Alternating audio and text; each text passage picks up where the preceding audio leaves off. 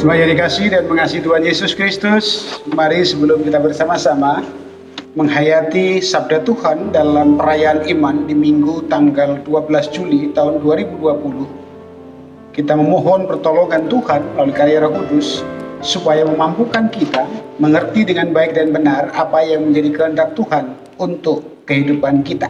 Kita akan berdoa. Ya Allah yang Maha Kuasa, yang di dalam Kristus Yesus kami kenal, kami sapa, kami sembah, kami agungkan, yang dalam karya Roh Kudus kami imani senantiasa menuntun sepanjang kehidupan kami. Dalam perayaan iman minggu kedua bulan Juli 2020 ini, kami hendak merayakan dan merasakan sapaan sabda melalui pembacaan Alkitab dan penjabarannya. Kami mohon Tuhan menolong kami, memampukan kami mengerti dengan baik dan benar apa yang menjadi kehendak-Mu untuk kehidupan kami, sehingga kami pun mampu melakukannya dengan baik dan benar sesuai dengan kehendak-Mu, seturut dengan karya-Mu, dan sesuai dengan kemampuan kami. Di dalam nama Tuhan Yesus Kristus, Sang Sabda yang sejati, kami berdoa. Amin. Bapak, Ibu, dan saudara-saudara yang dikasihi dan mengasihi Tuhan Yesus Kristus, berjumpa lagi dalam pelayanan Sabda, dalam ibadah Minggu, masih berbasis online. Bacaan Alkitab kita pada kebaktian Minggu kedua bulan Juli 2020 ini terambil dari Injil Matius pasal 13, ayat 1 sampai 9, dilanjutkan ayat 18 sampai yang ke-23.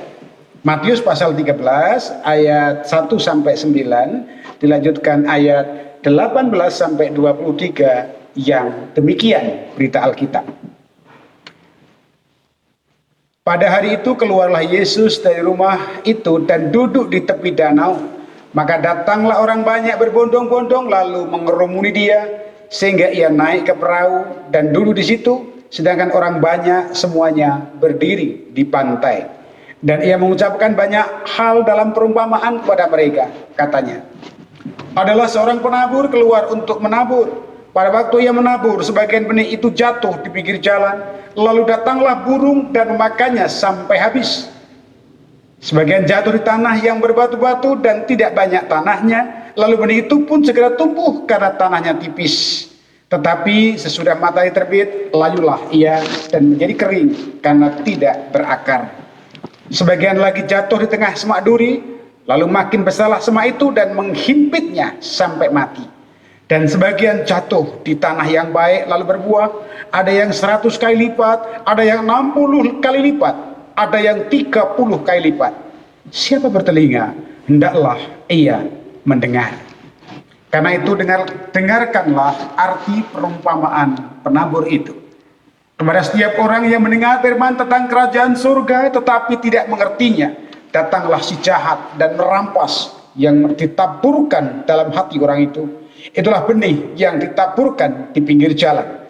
Benih yang ditaburkan di tanah yang berbatu-batu ialah orang yang mendengar firman itu dan segera menerimanya dengan gembira. Tetapi ia tidak berakar dan tahan sebentar saja.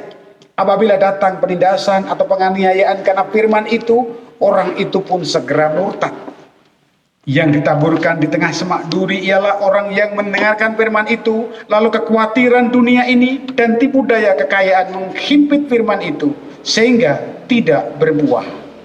Yang ditaburkan di tanah yang baik ialah orang yang mendengarkan firman itu dan mengerti, dan karena itu ia berbuah. Ada yang 100 kali lipat, ada yang 60 kali lipat, ada yang 30 kali lipat.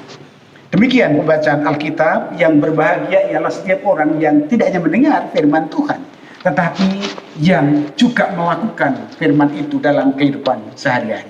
Haleluya.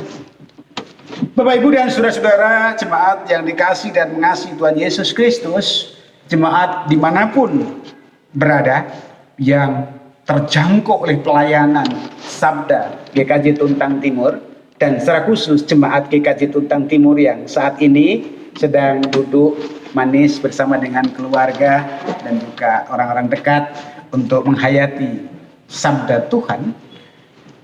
Bacaan Alkitab hari ini mendorong gereja untuk memilih tema untuk pelayanan sabda, yaitu firman Allah berbuah di dalam hidupku. Perhatikan judulnya sangat menarik. Firman Allah berbuah dalam hidupku, bukan dorongan untuk berbuah hidup kalian, hidupku. Nah, Bapak Ibu dan saudara-saudara, ada sebuah cerita menarik dalam kami gereja GKJ Tuntang Timur mempersiapkan bahan khotbah ini, karena sebelum ada informasi terkait dengan protokol kesehatan dalam rangka mengantisipasi COVID-19, GKJ Tuntang Timur telah bersepakat untuk melaksanakan new normal, yaitu ibadah di gereja dengan aturan-aturan tertentu. Oleh karenanya majelis gereja melalui bidang ibadah sudah mengatur, menata sedemikian rupa, dan salah satu produk kesepakatannya adalah persiapan khotbah itu dilaksanakan tanggal 30 Juni. Kami para pelayan khotbah bersama-sama bersiap bersama di kantor gereja Kristus Tuntang Timur. Ada yang menarik dalam diskusi, dalam pengayaan bersama itu, bahwa kita sepakat gereja adalah lahan yang subur, lahan yang atau tanah yang gembur, dan sepakat bahwa firman Tuhan itu adalah benih yang baik. Jadi kalau tadi Tuhan Yesus di Matius pasal 13 berkisah menceritakan ada 4 model. Ada yang di pinggir jalan, ada yang di tanah yang tipis karena berbatu, ada yang di semak duri, lalu yang terakhir di lahan yang subur. Maka melalui sabda ini saya mau mengajak, menyadarkan kita semua bahwa kita ini lahan yang subur. Loh, kalau demikian berarti semuanya akan menghasilkan buah. Sebentar. Meskipun lahan kita subur, tetapi kalau kemudian tidak dirawat, tidak dijaga, tidak dipelihara, tidak dipupuk, tidak diberi nutrisi, bisa jadi tanamannya kurang maksimal. Karena tumbuhnya kurang maksimal, maka bisa jadi buahnya juga kurang maksimal. Oleh karena itu, mari kita membayangkan lahan yang subur, sudah dipersiapkan, sudah diberi benih yang baik, itu laksana gereja. Gereja adalah kumpulan orang-orang yang telah ditebus, yang telah dibersihkan dari akar-akar dosa, yang telah dibersihkan dari onak duri yang ada di dalam kehidupan keberdosaan. Artinya lahan subur ini sudah siap, lalu ditanami. Nah, Bapak Ibu dan saudara, yang sering kali diabaikan adalah kita lupa bahwa di lahan yang subur pun masih bisa dimungkinkan tumbuh semak belukar, tumbuh duri, tumbuh tanaman-tanaman yang lain yang bisa jadi akan mengalahkan benih itu. Kalau tidak dirawat, kalau tidak dijaga, kalau tidak dipelihara, kalau tidak diberi nutrisi, diberi pupuk yang baik, maka kemungkinan untuk menghasilkan buah yang baik juga tidak maksimal. Nah, Bapak Ibu dan saudara-saudara yang dikasih dan mengasihi Tuhan Yesus Kristus, kalau di sawah, di ladang, ada rumput, ada ilalang, ada gulma, ada belukar. Di dalam kehidupan kita sebagai manusia yang telah ditebus oleh Allah dalam karya Kristus, kita sudah bersih. Tetapi kehidupan kita di tengah-tengah dunia yang sudah dikuasai oleh dosa menjadikan kita sadar bahwa masih ada benih-benih sakit hati, kecewa, dendam, lalu hal-hal yang lain, malas, dan hal-hal yang bisa menjadi penghalang tumbuh suburnya benih dari Allah. Nah, oleh karena itu, supaya firman Allah itu tumbuh dan kemudian berbuah dalam hidup kita, tugas kita adalah menjaga, merawat dengan baik. Kalau masih ada tumbuhan-tumbuhan liar dalam hidup kita, semisal semak belukar, ilalang, rumput, dan onak duri, seperti dalam kehidupan kita sebagai manusia, masih ada dendam, sakit hati, kecewa, mutung, dan lain sebagainya, singkirkan itu. Supaya apa? Supaya tidak mengganggu pertumbuhan tanaman yang ditanam oleh Allah dengan benih yang baik itu. Tujuannya apa? Supaya menghasilkan buah sesuai dengan kehendak Tuhan. Bapak Ibu dan saudara-saudara, sering kita berasumsi salah. lahannya wis subur, bibitnya wis apik ya tokne wae lah ya tumbuh. Ini pemahaman yang salah. Yang benar adalah lahan yang baik, bibit yang baik, ditanam, dirawat, dipelihara, dijaga, diberi kebutuhan sesuai dengan kebutuhannya. Maka pasti akan menghasilkan buah yang maksimal. Tetapi kalau kemudian lahan yang subur setelah ditanami dengan benih yang baik ditinggalkan, artinya membiarkan tanaman-tanaman pesaing tanaman ilahi itu tumbuh dan bisa jadi lebih subur sehingga mengalahkan tanaman yang ditanam melalui Allah dengan biji yang sangat baik.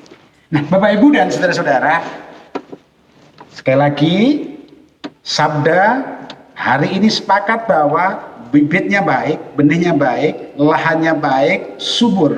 Tapi tanggung jawab kita adalah merawat. Ini kembali ke pokok-pokok ajaran gereja Kristen Jawa, bahwa kita berdosa diselamatkan Allah dalam karya Kristus, dan sepanjang perjalanan keselamatan adalah merawat keselamatan itu.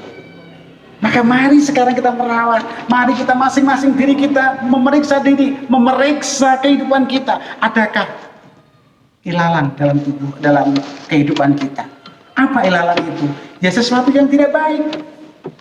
Kalau dikomparasikan dengan tumbuhan ilahi, ada ilalang dalam kehidupan kita yang membelenggu, yang menghambat pertumbuhan benih Allah, benih ilahi itu. Dan kita tidak bisa pungkiri, masing-masing dari kita masih memiliki sisa-sisa atau jejak-jejak keberdosaan, karena memang kita hidup di tengah-tengah dunia yang dikuasai oleh dosa. Maka supaya firman Allah itu tumbuh dan berbuah dengan baik dalam hidup kita, mari kita mulai membersihkan. Dan yang perlu diingat Bapak Ibu dan saudara, ketika mencabut ilalang di antara tanaman yang kita tanam, tanaman baik, ada beberapa hal yang harus sadari.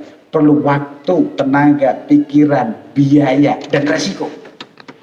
Bisa jadi melukai tanaman itu, tetapi kalau tujuannya baik gak apa-apa. Ada sebuah kesaksian dari pengalaman saya di desa asal saya, nun jauh di Pegunungan Seribu sana. Ketika musim-musim menjelang akhir kemarau, petani biasanya itu menanam palawija, kacang tanah, atau kalau orang Wonogiri kacang brut. Usia 21 hari sampai 30 hari itu wancinya atau waktunya matur. Nah, karena tanamannya jaraknya sangat rapat, tanaman kacang tanah itu sekitar 15 sampai 20 cm jaraknya. Maka ketika yang punya itu matun, bisa jadi keinjak. Tetapi karena memang tumbuh baik dan subur, mereka punya daya regenerasi yang luar biasa. Tetapi kalau kemudian karena takut terinjak, lalu dibiarkan saja ilalang, rumput, onak duri, maka bisa jadi mengalahkan tumbuhan utama. Demikian juga dalam kehidupan kita. Kalau di dalam kehidupan kita pribadi, belum yang lain, dalam kebersamaan, ada sesuatu yang tidak baik, bisa jadi menjadi jerat kehidupan kita. Lupa, masa kecewa nggak boleh-boleh? Tuhan Yesus di minggu yang lalu kecewa. Tapi bagaimana kemudian kita mengelola kekecewaan itu dari sesuatu yang berenergi negatif menjadi energi positif? Ini tugas yang tidak ringan. Bagaimana kita punya tujuan yang jelas, bahwa melalui pekerjaan perawatan tujuannya jelas, yaitu tumbuhan firman Allah itu hidup, tumbuh, dan kemudian menghasilkan buah. Nah, Bapak Ibu dan saudara, itu masih soal ilalang, belum yang lain. Belum kalau ada onak duri, belum kalau ada hama-hama yang lain. Ingat, tanaman itu musuhnya bukan hanya rumput pesaing, tapi juga ada hama. Dan untuk mengalahkan itu butuh energi, butuh waktu, tenaga, pikiran, biaya, dan resiko atau konsekuensi logis. Nah, kalau kita sadar itu, lalu kemudian kita meneliti dalam hidup kita. Kebetulan ini ibadah keluarga, Bapak Ibu bisa nanti setelah mendengarkan sabda ini bisa saling diskusi, saling mengecek dan recheck. Ayah dan ibu saling mengevaluasi. Karena tidak bisa kita melihat diri kita. Tidak bisa kita mengetahui kelemahan kita secara objektif yang bisa mengetahui orang lain. Kalau kemudian orang lain mengatakan, di dalam hidup itu ada sukete, yuk cabut. Ya sakit, ya nggak apa-apa. Tapi di kemudian hari, tanaman ilahi itu tumbuh subur dan menghasilkan buah yang luar biasa. Maka jikalau sabda ini kemudian bertemakan firman Allah berbuah dalam hidupku, kita harus sadar sebelum berbuah sudah ditanam. Proses untuk pertumbuhan sampai menghasilkan buah butuh waktu. Oleh karena itu Bapak Ibu dan saudara, mari kita memeriksa diri kita sebagai suami, sebagai istri, sebagai anak, sebagai adik, sebagai kakak, sebagai sahabat, sebagai rekan kerja. Sama-sama memeriksa diri sendiri untuk kemudian terbuka, saling melihat ilalang-ilalang, semak duri, hama yang mengancam tanaman ilahi dalam kehidupan kita. Kalau kemudian kita bersepakat untuk saling membersihkan dan hanya mengizinkan tumbuhan ilahi, benih baik itu tumbuh di lahan subur ini, maka 100% akan menghasilkan buah. Lupa, buahnya kok beda-beda di Alkitab? Ya nggak apa-apa, karena memang kita berbeda, nggak mungkin kita sama. Disinilah juga instrumen atau alat ukur untuk mengetahui seberapa jauh kedewasaan iman kita. Jangan kemudian kita mengibarkan bendera Mary. Nah, dia itu pekerjaan kayak gini kok ya sukses, ya nggak apa-apa. Dia itu kayak pekerjaan santai kok ya hasilnya luar biasa, ya nggak apa-apa. Justru disitulah tantangan kedewasaan iman kita. Kita bersukaria ketika rekan kita tumbuh luar biasa. Jangan malah kita gencet, jangan malah kita bunuh. Kita bersuka cita belajar mengikhlaskan orang-orang, saudara-saudara yang lain tumbuh dan berbuah. Itulah buah lain yang dikehendaki oleh Tuhan Yesus. Tetapi sepanjang kita masih belum mampu melihat yang lain sukses, yang lain berhasil, yang lain bahagia, maka sebenarnya kita belum layak untuk menjadi pengikut Kristus. Oleh karena itu Bapak Ibu dan saudara-saudara, mari kita meniti jalan tumbuh seperti yang Tuhan kehendaki. Firman Allah sudah tertabur dalam kehidupan kita. Kita sadar bahwa kita itu lahan yang subur, lalu sudah tumbuh dan kita merawatnya. Dengan kesadaran akan berhadapan dengan aneka macam ilalang, hama, onak duri, rumput, dan ancaman-ancaman yang lain. Sepanjang kita memohon pertolongan Tuhan untuk membersihkan ancaman-ancaman kehidupan tumbuhnya tanaman ilahi itu, niscaya Tuhan akan memberikan anugerahnya untuk menjadikan kita sampai pada pengalaman hidup yang luar biasa, menghasilkan buah. Yang ditaburkan di tanah yang baik ialah orang yang mendengarkan firman itu dan mengerti, dan karena itu ia berbuah. Yang pertama adalah mendengarkan, yang kedua mengerti, yang ketiga melakukan. Mustahil melakukan tanpa mendengarkan, mustahil mengerti tanpa mendengarkan, mustahil melakukan tanpa mengerti. Oleh karena itu Bapak Ibu dan saudara-saudara, mari anjuran Kristus untuk kita mendengarkan, kemudian mengolah menjadi mengerti, kemudian melakukan, itu benar-benar kita kerjakan. Jangan sok tahu, jangan sok ngerti, tetapi kemudian salah dalam implementasi. Selamat meniti jalan untuk merasakan dan merayakan hidup dalam buah yang luar biasa, karena benih Kristus tertanam, tumbuh di dalam kehidupan kita. Tuhan memberkati. Amin. Kita akan masuk dalam doa syafaat. Saya hantarkan. Allah yang kekal, Allah yang di dalam Kristus kami kenal, kami sapa, kami sembah.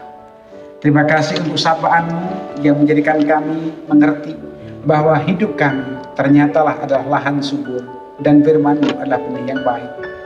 Benih itu tumbuh, tapi kemudian kami lupa bahwa di lahan yang subur itu pernah tumbuh ilalang, onak duri, belukar, dan juga di sana pernah hidup hama, tantangan-tantangan yang lain yang mengintai untuk bersama-sama tumbuh dan merampas tumbuhan yang Engkau kehendaki.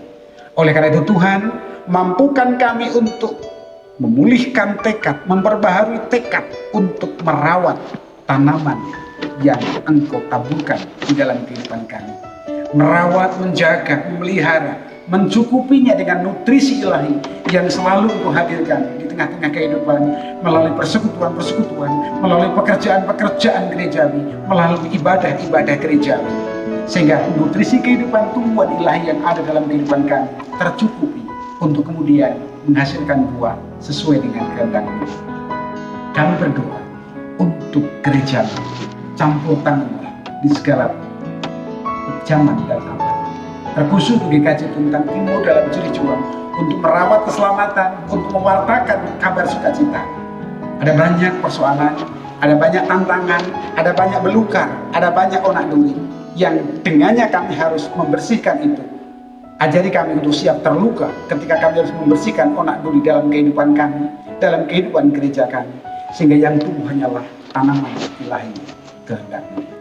Berkati keluarga kami, berkati bangsa negara kami, berkati pekerjaan kami, berkati anak-anak kami, supaya hanya damai sejahtera yang senantiasa ada. Ampuni Tuhan segala macam dosa dan kesalahan kami. Di dalam nama Tuhan Yesus Kristus kami telah berdoa, memohon berkat dan mengucap syukur. Amin.